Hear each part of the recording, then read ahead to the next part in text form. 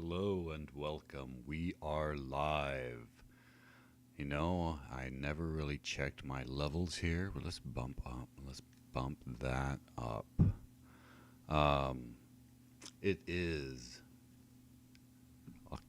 November 18th, 2024.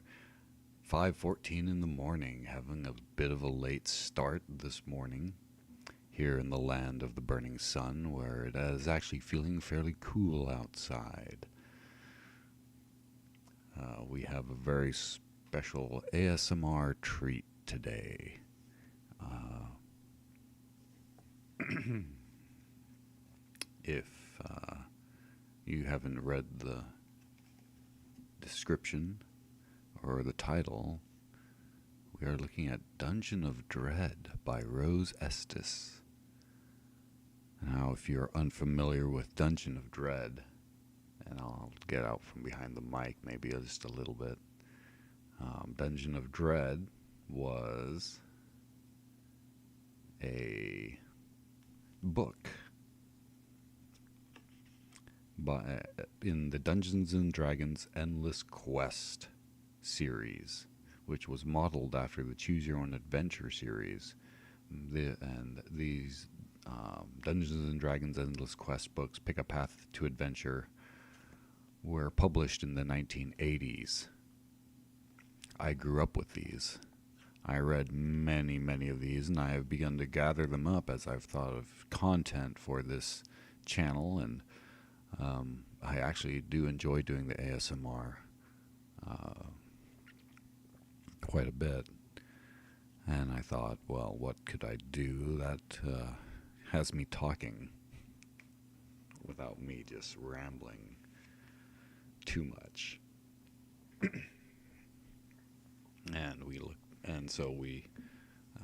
I thought of doing these readings. We will, so, and the cam doesn't quite focus here, the overhead.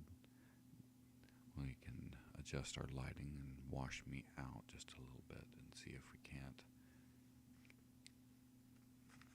get things to focus a little bit more, but you'll just bear with me. This way you'll at least be able to see somewhat of the illustrations as we read along. And of course we are always unscripted, unrehearsed, so bear with me as I try to do a live ASMR reading. There may be a few times we have some hiccups along the way, but hopefully we can relax and enjoy this adventure. Dungeon of Dread by Rose Estes, illustrated by Jim Holloway, and the cover by Larry Elmore. The D&D consultant was Frank Mentzer. Now, for those who love D&D, this was written before 5e and the 5e rules. So, if you're only familiar with 5e, 5e is very popular. I play 5e. It is a blast, but this is old school Dungeons and Dragons. I remember reading this and playing Advanced Dungeons and Dragons, and spending time just building characters and thinking of adventures. For Tom, published 1982 by TSR Hobbies. That was when Dungeons and Dragons was owned by TSR Hobbies. Page 1. Welcome to a journey into the world of fantasy. This adventure into the Dungeon of Dread is a Dungeons and Dragons adventure. You will find a complete adventure between the covers of this book, with many possible courses of action. Some choices are simple, some are sensible, some are foolhardy, and some are dangerous. You must make all the decisions. Remember, your choice determines the outcome of your adventure. In this book, you play the part of a human fighter. I'm going to pause there.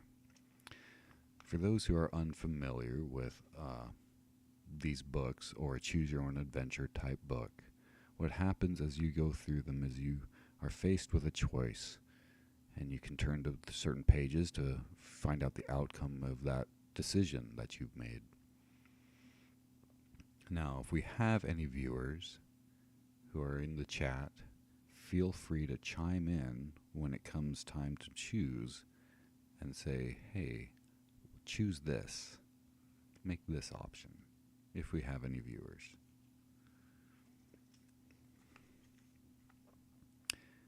In this book, you play the part of a human fighter. As an adult, you stand 5'9" tall and weigh about 150 pounds. You are smart and have survived many adventures using little more than your wits. I'm going to turn our volume up just a little bit more.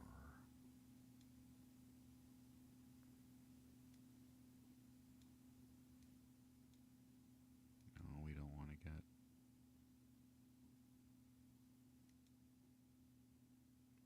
too much mic noise, though. Turn it back down. As an adult, you stand 5'9", 5 foot 9 inches tall, and weigh about 150 pounds. You are smart and have survived many adventures using little more than your wits. You are well schooled in the use of weapons and are a powerful opponent. You carry a sword and a dagger and wear a long-sleeved green tunic over leather breeches. Fine leather boots guard your feet. A long green hunter's cloak protects you from the cold. You carry flasks of oil, a tinderbox, a length of rope, and other gear in a leather pouch tied to your belt, and food and water in a sack slung over your shoulder. Good luck and good adventuring. You have stopped for the night in a strange forest, tired after a long day's walk. The area seems eerie and strange. There is no moonlight, so the shadows are very black. The air is still and heavy. Even the usual night noises of small birds and animals are missing. Ordinarily, you would have pressed on through the dark woods to the nearest town, but this night you are too tired to take another step. Wrapping your cloak firmly around yourself, you lie down upon a soft bed of moss, with your sword close at hand. You are soon fast asleep. You dream that summer breezes ruffle your clothes. A strong breeze tugs at your cloak. You slowly awaken. Breeze? There is no breeze. The night is calm. Your reflexes scream in alarm, and you awaken, eyes snapping open, and you see a 3-foot-tall halfling, probably a thief, quietly searching your clothes. In one smooth, swift movement, you jump to your feet and grab the unlucky halfling by the scruff of his neck. The halfling's eyes shine in the moonlight, and his fear is easy to see. Well, halfling, can you give me one reason why I shouldn't feed you to the crows? Oh, please don't do that, whines the halfling. I'm just a poor, hungry halfling named Loris. I'm no danger to anyone. Why, I just now escaped a terrible fate.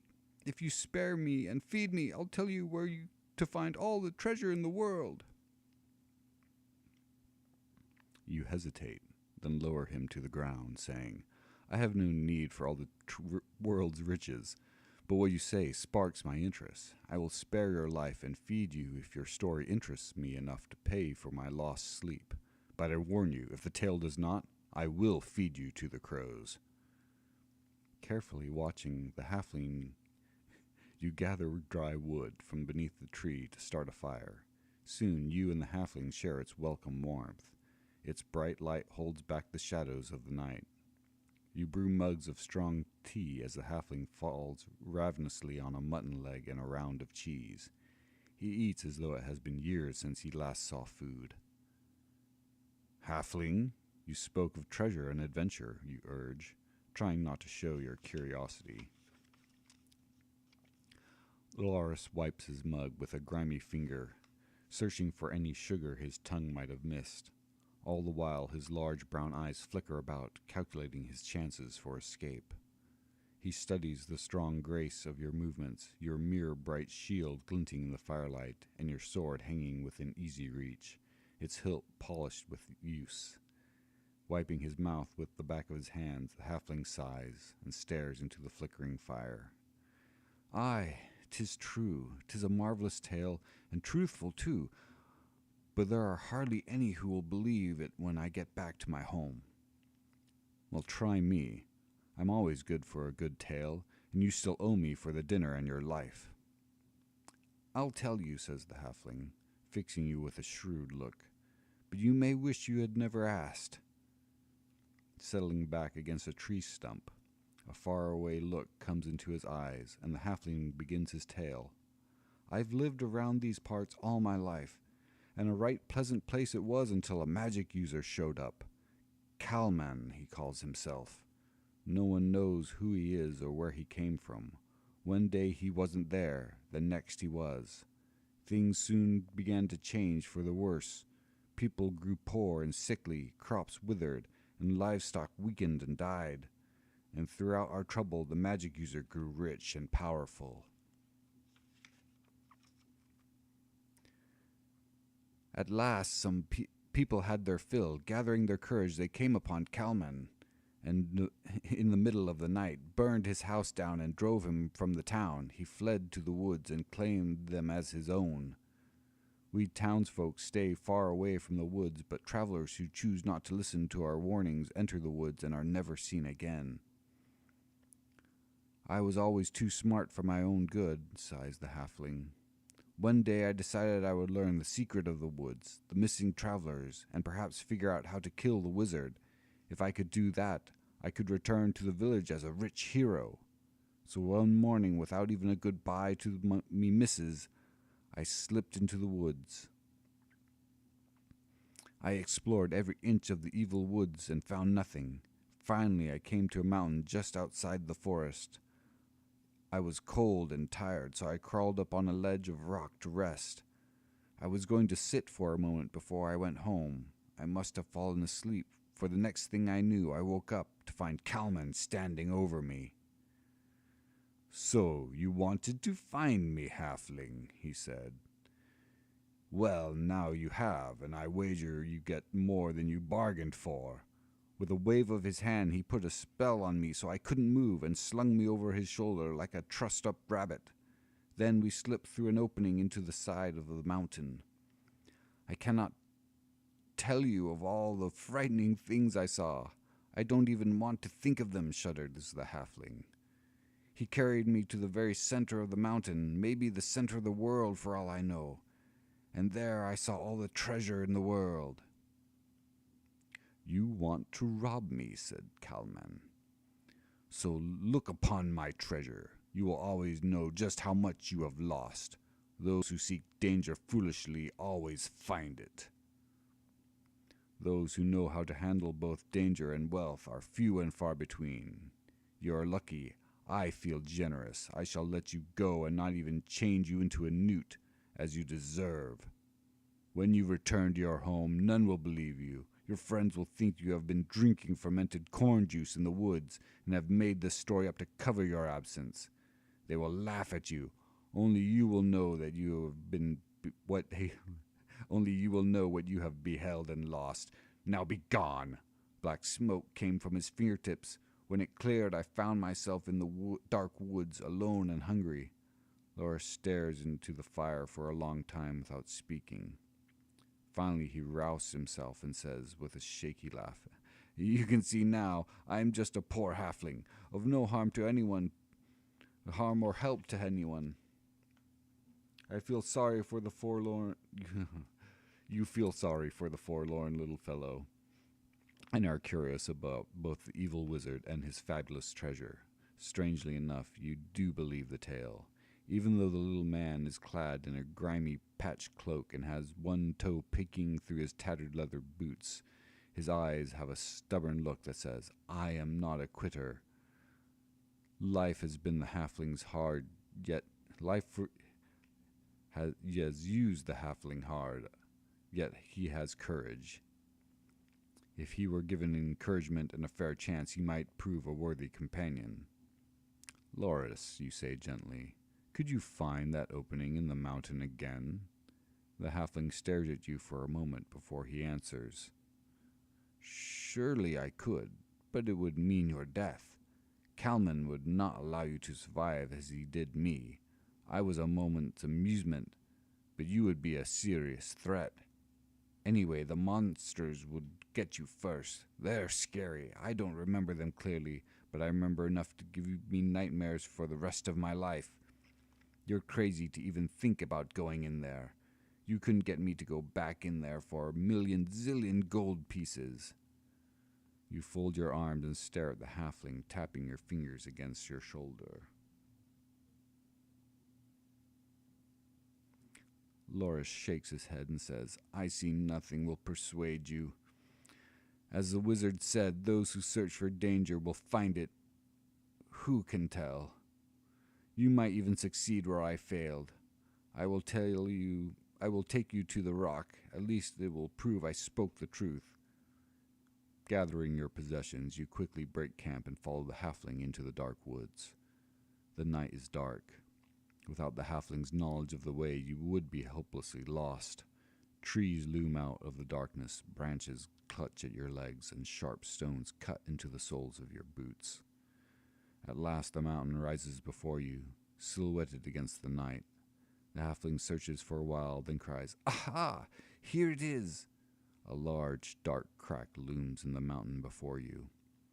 You turn to the halfling, almost expecting him to have disappeared, but he has remained faithfully by your side, instead of scurrying off into the night as soon as you found the opening. Halfling, what will happen to you if you return to your village, you ask? Loris laughs a bitter laugh. If I tell you the truth, me missus will scold me. She's a hard woman. If I don't tell the truth, she'll still yell at me for disappearing and not talk to me. Although that might be a blessing, I will just go back to being little Loris, the baker's helper.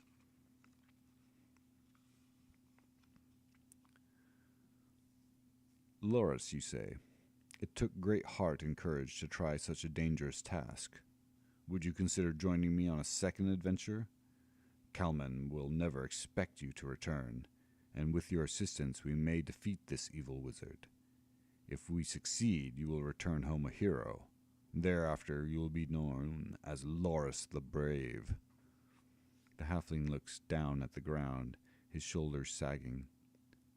I couldn't do it, he whispers. I'm not a fighter. Pick somebody who wouldn't let you down. I don't want someone else. I need you, and I want you. You can do it if you believe in yourself. After a long pause, the halfling looks up into your eyes and pulls at his beard. Do you really need my help? Do you really think I could do it? I'll be honest, I'm scared. As much as I want, I seem like much of what I saw seemed like a nightmare to me, all scary and creepy and blurry, but I would like to be Lazarus. I keep calling him Lazarus. I would like to be Loris the Brave. A real adventure, he muses. One that might actually succeed. You're strong and handy with your weapons. I bet you're tricky too. More of a challenge for that wizard than I was. But I've been there. Maybe I could help. Maybe I could do it. What would I have to lose? Me missus scolds me and others laugh at my size. There's not much to lose and lots to gain. His voice fades as he thinks to himself. Finally he shouts, Yes, I'll do it. I'm your man if you want me. Can you handle a weapon, you ask? I've had little call to use one as a baker's helper, but I know the basics every child learns, replies the halfling. I'm loyal and very strong. Well spoken, Loris. I have met giants who bore the hearts of mice.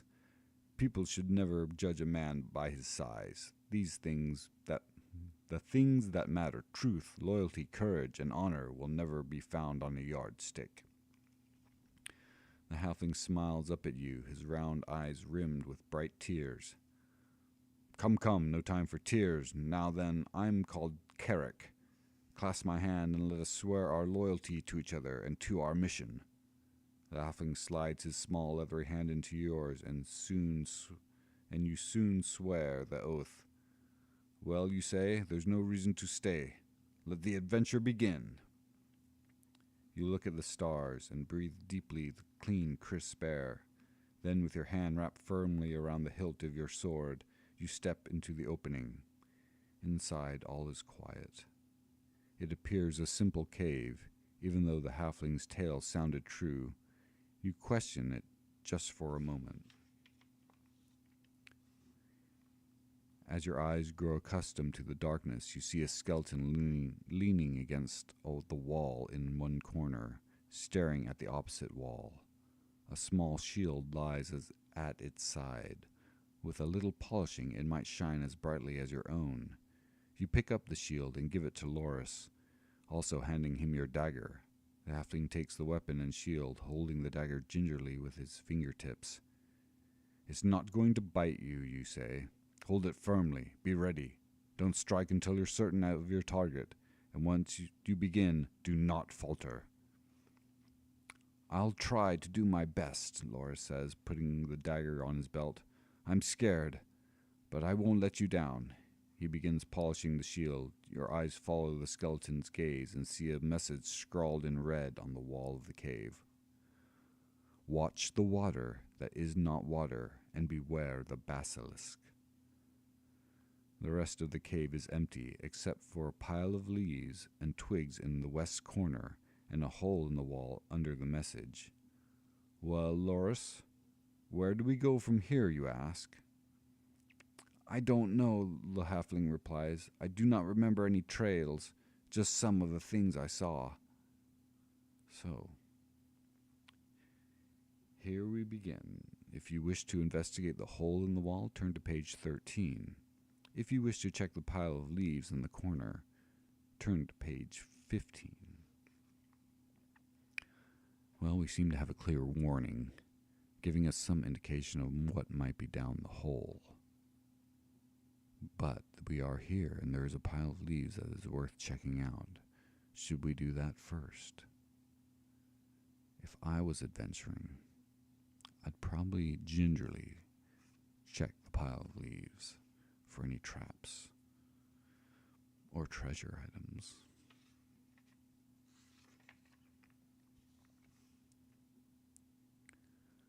The pile looks like a harmless clump of leaves and twigs, perhaps the nest of an animal. However, just to be sure, you place one foot in the middle of the pile, intending to spread the debris out on the floor of the cave. Your foot finds no solid footing, and your arms wave wildly. You lose your balance. Whoosh, you are falling. You slide rapidly down a chute carved from solid rock. The sides are as smooth as glass. You are moving much too fast to stop yourself. You fly out of the chute and land on your back. The fall knocks the breath out of you. You are attempting to catch your breath when thud! Another figure flies through the air and lands on the floor beside you. Oh, groans Loris. I was so scared when you disappeared like that. I thought maybe you were eaten by a monster. No, not a monster, just a hole. Are you all right? Any bones broken? No, he moans. I'm not hurt. As the two of you catch your breath, you notice you are in a corridor carved from solid rock. A single torch burns in a bracket on the wall. You can see that a tunnel branches off to your left. Ahead of you, you hear footsteps approaching. A large, ugly man-thing walks into your sight, carrying a torch. The creature has an ugly snout and long, sharp teeth. It's an orc. It will discover you at any moment. If you choose to try to step into the side tunnel without being discovered, turn to page 22. If you decide to stand and fight the orc, turn to page 20. I think fighting would be foolish at this point. We don't know anything about our surroundings for sure, except that we're in a corridor. There might be more orcs. I would try to be sneaky and not be discovered, rather than stand and fight at first. The orc draws closer. It will see you at any moment. You kneel down on the ground and grab a small pebble. You jump up and fling it toward the monster. It lands behind him and skips down the corridor. Echoes magnify the sound. The orc spins on its heels and rushes off into the gloom to investigate the mysterious noise. "Quick, Loris," you whisper, running into the side corridor. You hurry along the corridor, which is rough and pocked with the signs of mining. Torches set in iron brackets light the way. Boulders and other debris litter the corridor and slow your progress. Just as you begin to feel safe, Loris grabs your arm and says, "I hear someone talking." Halflings have superior hearing, so you do not doubt his word. Turn to page 39.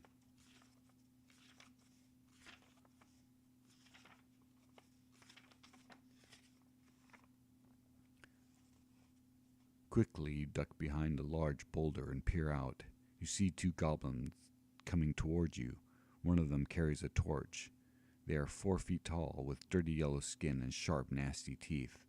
The two goblins must be miners because they carry picks and shovels.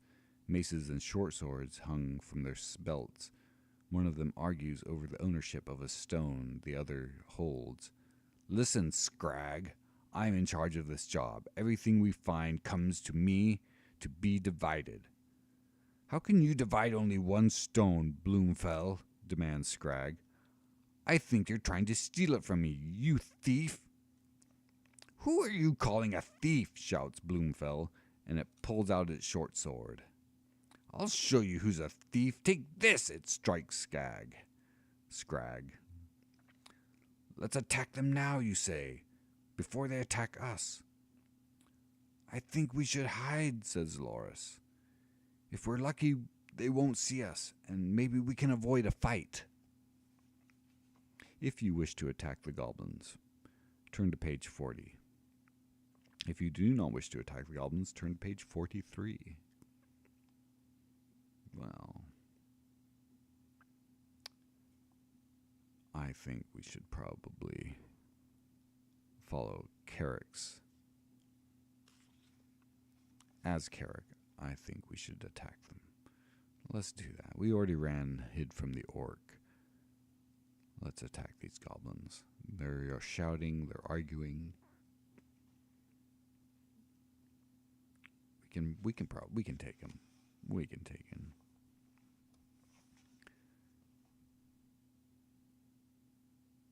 Moving back to avoid the blows, Scrag trips over you. Both goblins forget their anger and at each other when they spot you and the halfling.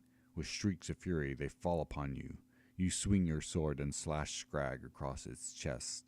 It falls to the ground dead, but Bloomfell managed to stick its sword into your side. A sharp burning pain lances through your side. Realizing you must win this battle quickly, you shove Bloomfell into the wall and stab the foul goblin with your sword. The evil creature falls to the floor. You collapse onto the ground. Loris digs into your pouch and finds some bandages. "They were just lucky," he says, "but it looks like we'll have to leave the rest of the dungeon unexplored." "Only for a short time," you say. "I'll soon heal and we'll return." Loris helps you back to your feet, and you retrace your path out of the dungeon and into the forest. By tomorrow morning, you will be planning your return to the Dungeon of Dread. The end. Well, I am not satisfied with that. I am not satisfied with that ending. So this is what I used to do. I used to do book reports on these books, and you had to read the entire book.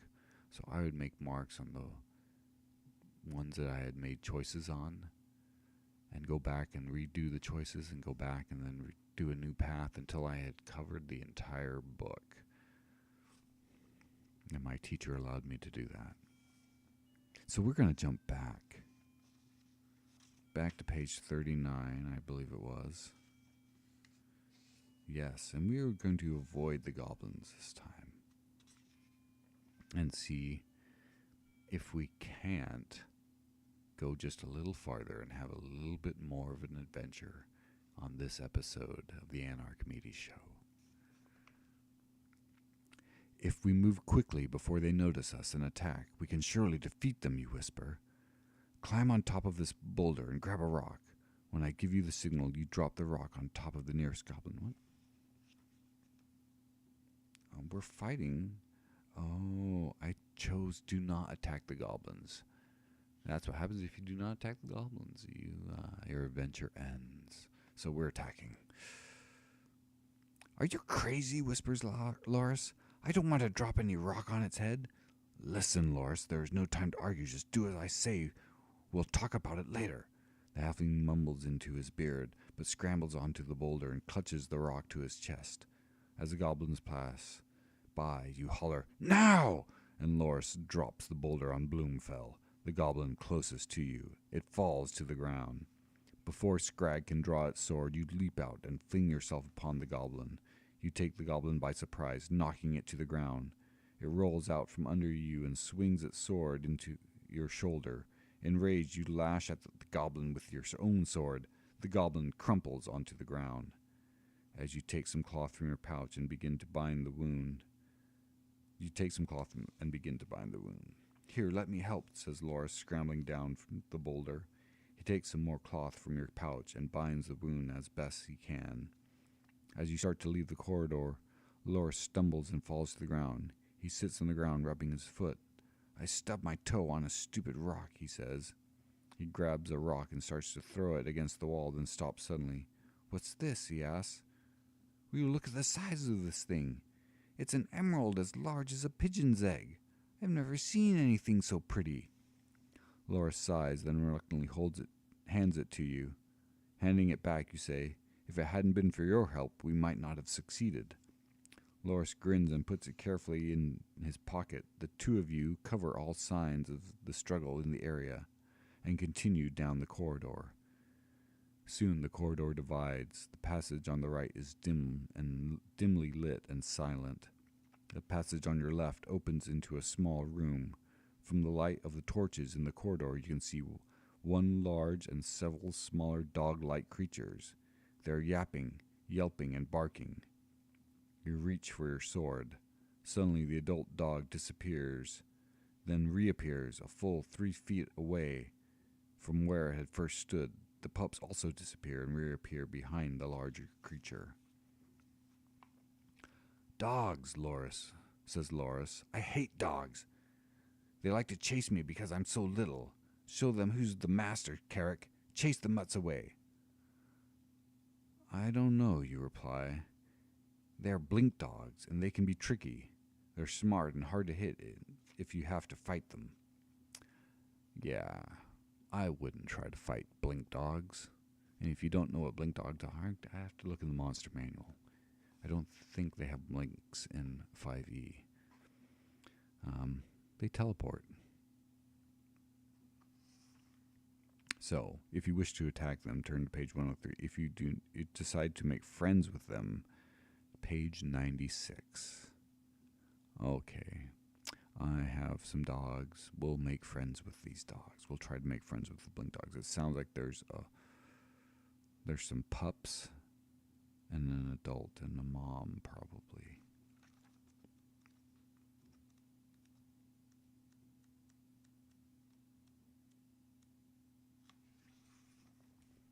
You decide not to attack. Instead, you bow before the blink dogs. They yip and yelp and seem to smile at you. Then blink, they are gone. You are glad you did not fight them. Hey, Loris, exclaimed Loris. How did you get them to do that? I wish I had known that trick when I was young. Dogs always seemed to think I was something good to eat. You do not enter their room. Instead, you continue down the corridor you were following. It turns to the left. Then suddenly, blink, the blink dog appear in front of you with no warning. Ah! Cries Loris, leaping behind you. They're coming to get me! Make them go away! But the blink dogs crowd around about your legs, licking your hands and nipping at your heels. They follow you down the corridor, frisking about and occasionally blinking in and out. The halfling bravely controls his fear of them. As you pass the corridor on your right that reflects green light, the dogs avoid the corridor, but you do not. You walk down the corridor just far enough to see a room with a large stone pillar in the center of it. There is a pool of green slime near the base of the pillar, and globs of the horrible stuff drip from the ceiling archways and in the room. You quickly decide to go back to the corridor where the dogs wait. The dogs are glad to see you return, and they trot down the corridor ahead of you. You are following them when they stop and snarl at this corridor ahead. Bright white fangs threaten the unseen enemy. You are even happier now that you did not choose to fight the dogs, but what has alarmed them so? You hear a strange clicking noise from around the corner. See, I'm having trouble reading. Live readings, unscripted, unrehearsed. Peering around the corner, you see two skeletons approaching. Both skeletons hold swords in their bony hands. You draw back in horror. If you choose to fight the skeletons with the blink dogs, turn to page 80. If you decide the skeletons are too frightening to face, run back to the slime-filled room and leave the blink dogs to their fate.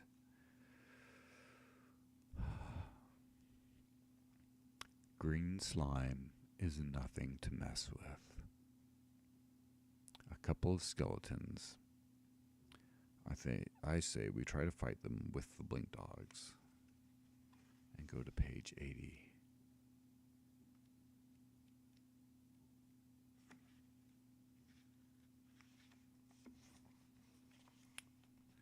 The skeletons round the corner and advance, their swords held high.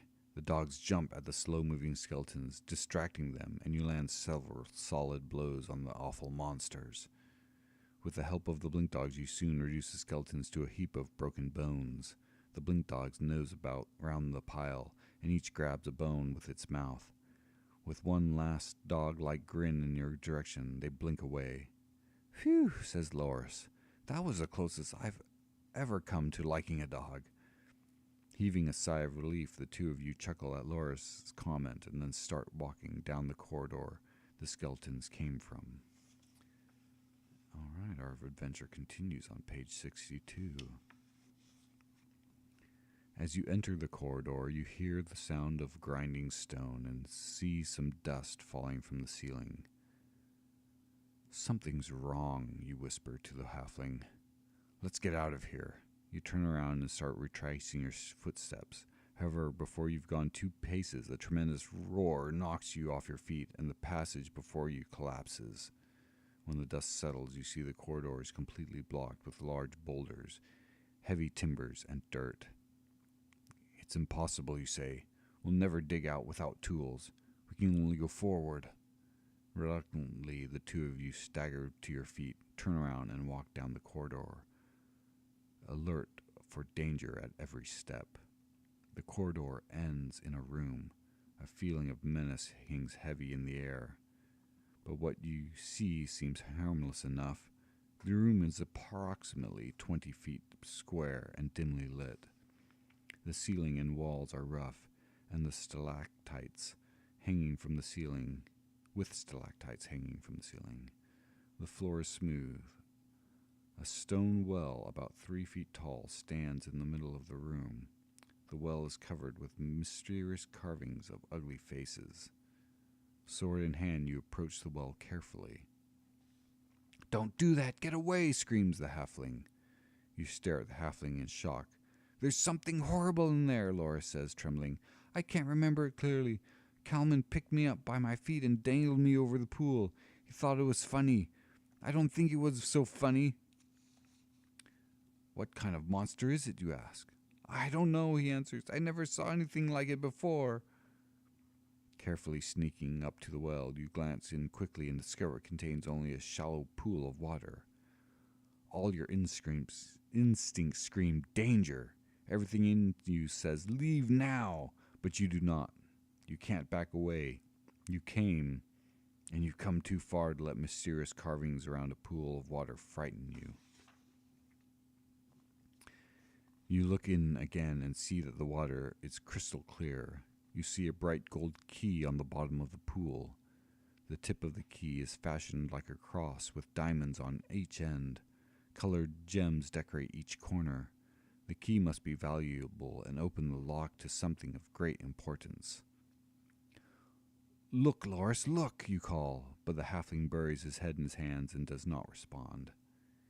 If the key is important, why would it be left lying around in a pool of harmless water? Perhaps the water is not harmless. You could reach in and see what happens, but if a monster does lurk in there, as Loris believes, that would not be a good idea. Looking about the room, you see several things that you did not notice at first glance. There are 2 doorways, one to your left and one to your right. Both are dark. You cannot see beyond them. Bones lie scattered on the floor. "Loris, bring me one of those big bones." The halfling slowly drags a 3-foot long bone to you. Picking it apart. Picking the bone up. You probe the bottom of the pool, gingerly trying to snag the key. Suddenly the bone is wrenched from your hand. With great violence, the water erupts from the pool. A watery, cobra-like head rises out of the pool. It surges at you with its open mouth. You jump back quickly. Once you are out of its striking range, the watery creature slinks back into the pool. See, I told you, but no, you wouldn't believe me," cries the halfling. "We've got to get out of here before it eats us." "Calm down," you say. "It can't get us as long as we stay away. Stay here. It's a water weird, a snake made out of water. It can't leave the pool. I've heard them mentioned in old tales, but I thought they were never real." "It looks real enough to me," says the halfling, his teeth chattering. And there's the picture. It is the same from the cover. You are silent as you try to remember all you have heard of water weirds. You know they will attack any living thing. It drags any creature it strikes into the pool to drown it. Weapons rarely hurt the monster. If you decide you do not wish to fight this dreadful monster, you may choose to leave the key, the monster, and the room. If you decide to leave, you may leave by the doorway on your left. You notice a cool breeze blowing from this doorway. If you choose this route, turn to page 86. On the right, or you may leave by the doorway on the right. If you choose this way, turn to page 73. If you decide to stay and try to get the mysterious key, turn to page 77. Well, I have a feeling I would like to try and get that key. Let's turn to page 77. You lean against the far wall and try to figure out what to do next. "Should we try to leave?" asked the halfling. "Calm down, Loris. Let's think for a minute. This key is of great value, otherwise it wouldn't be so well protected. It might be possible to distract the creature." You creep up to the pool carrying a large rock and a rib bone with you. Peering around the edge, you see the key lying in the calm pool. The halfling covers his eyes. "I can't look," he says. "Tell me what happens." You heave the rock into the opposite side of the pool, and the water weird lashes out, flailing the water into a furious froth. You quickly plunge the curved bone into the water and drag it across the bottom of the pool, trying to catch the key. As you drag the bone across the pool, you feel a powerful jerk, and the water weird pulls it from your grasp. The water weird always above the surface of the pool, hissing. Finally, it submerges. The halfling peers through the slits in his fingers. "Are you still alive?" he asks. "Of course I am," you snap. You are unshaken. You are shaken but unhurt. You are puzzled because the bone touched nothing solid in the pool. How can you see a key that is not there?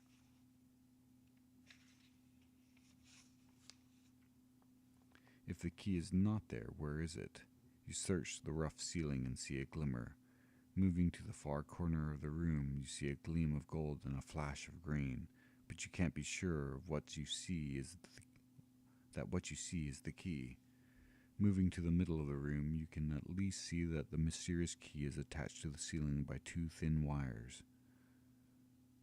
I know where it is, you say, but how do I get it? An idea forms in your mind. Perhaps you can use your sword to pry the key from the ceiling, but you must catch it before it falls into the pool or it'll be lost forever. Loris, come here, you say. I need help. The halfling steps forward, trembling but ready. Get ready to catch the key, you say.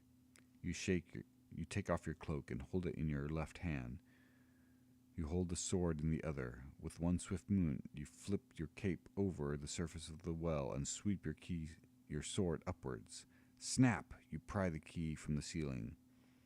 It falls and lands on the cloak. Quickly, you fling your sword forward and catch the broad surface of the key. Flip it away from the pool. It tumbles through the air, and Loris leaps forward and catches it. He opens his hands, and there you see the key. The water weird hisses its frustration and snaps at your cloak. I'm not sure if I followed that or if I read that correctly.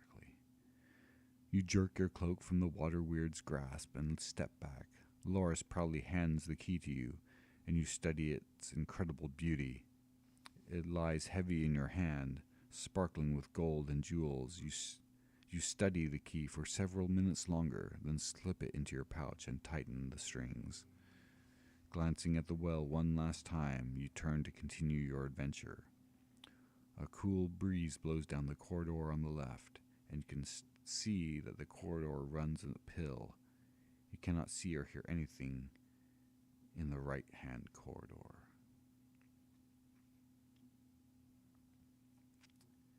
You know,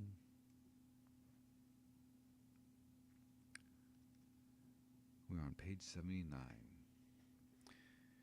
We've been streaming now for about 45 minutes.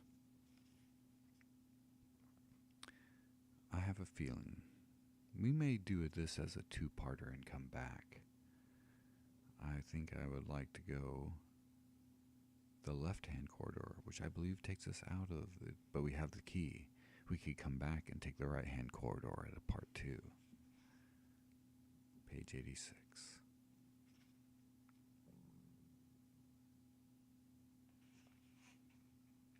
As you travel down this corridor away from the water weird, you see that another passage opens to the left. It is dimly lit, but you see something. You see nothing, I'm sorry. Let's stay out of that corridor for now, you say.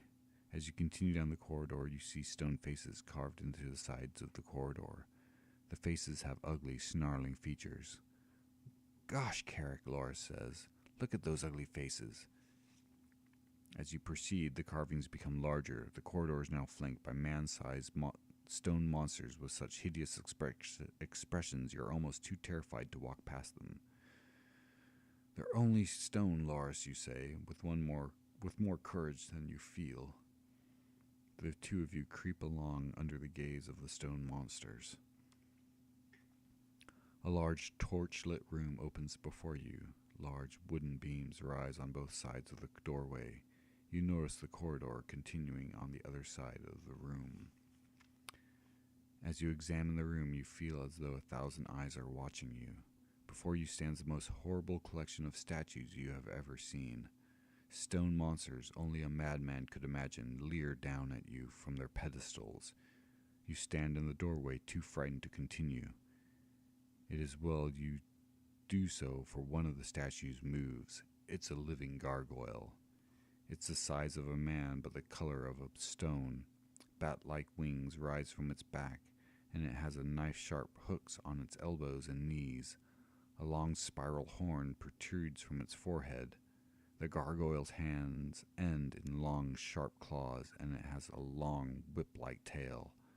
The halfling presses to your side and raises his small shield to hide behind. You know gargoyles are ferocious predators that attack anything and love to torture their prey. You also know they sometimes serve an evil master. Is it possible that the gargoyle is Kalman's servant?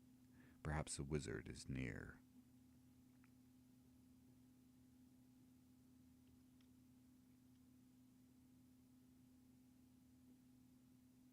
Well, fight or flee, fight or flee. We've come this far. Let's fight that gargoyle.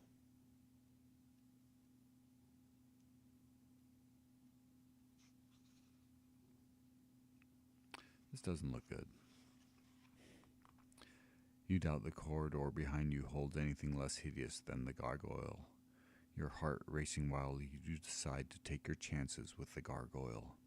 Slowly you edge around the corner of the wooden beams on the side of the doorway.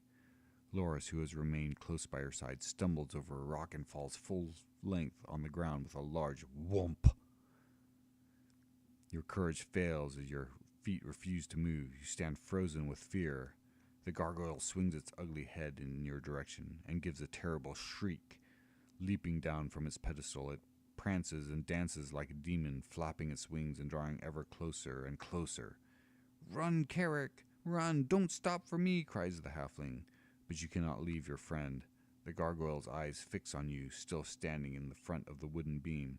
The gargoyle is now only 10 feet from you. It continues to prance about, showing exactly what it plans to do to you.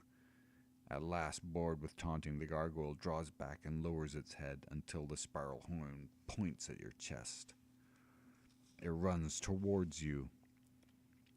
Waiting until the last minute, you fall and lay on the base of the wooden beam. The gargoyle crashes over you and, unable to stop its rush, slams into the beam so hard it impales its horn deep in the wood. Try as it might, it cannot pull its horn out of the beam. Its screams echo through the room and down the corridor. The beast's arms and legs kick and flail, battering you. Quickly scrambling to your feet, you and Loris race off into the corridor on the opposite side of the room. Okay, so we got away from the gargoyle. Barely. Seemed very brave of me. Of Carrick. This corridor is smooth and well lit, gripping your sword and your mirror bright shield firmly as you stride down the passage. You come to an archway in front of you. The sound of heavy breathing comes from beyond. A cool breeze blows down a tunnel running uphill to your left.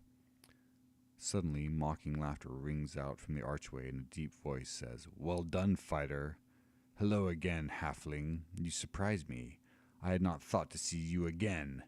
There is a long silence. "Maybe we should turn back," says Loris. "That sounded like Kalman. The treasure is probably very close, you say. I don't want to give up."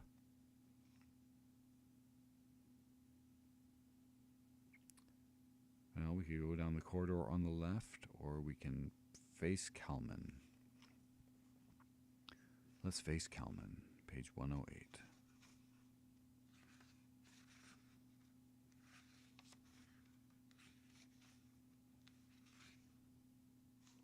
"Well, you say, shaking yourself, I guess this is what we came for. If we've come this far, we might as well see it through." With great caution, the two of you approach the bend in the passage and slowly peek around the corner. A large cavern lies before you. Gold coins lie in heaps on the sandy floor. Gems sparkle every color and the rainbow over the entire floor. Okay, we're going to pause there. I will be back momentarily.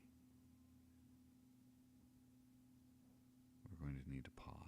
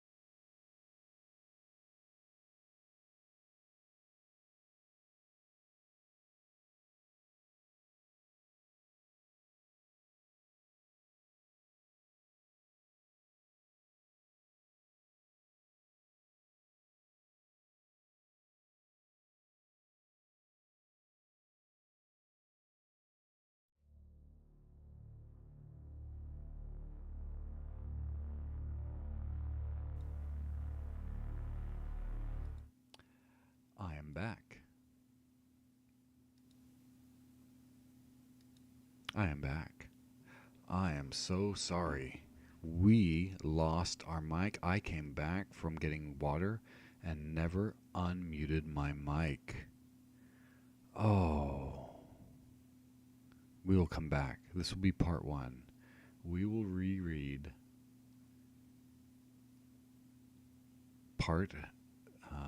in part 2. We will come back and revisit Dungeon of Dread.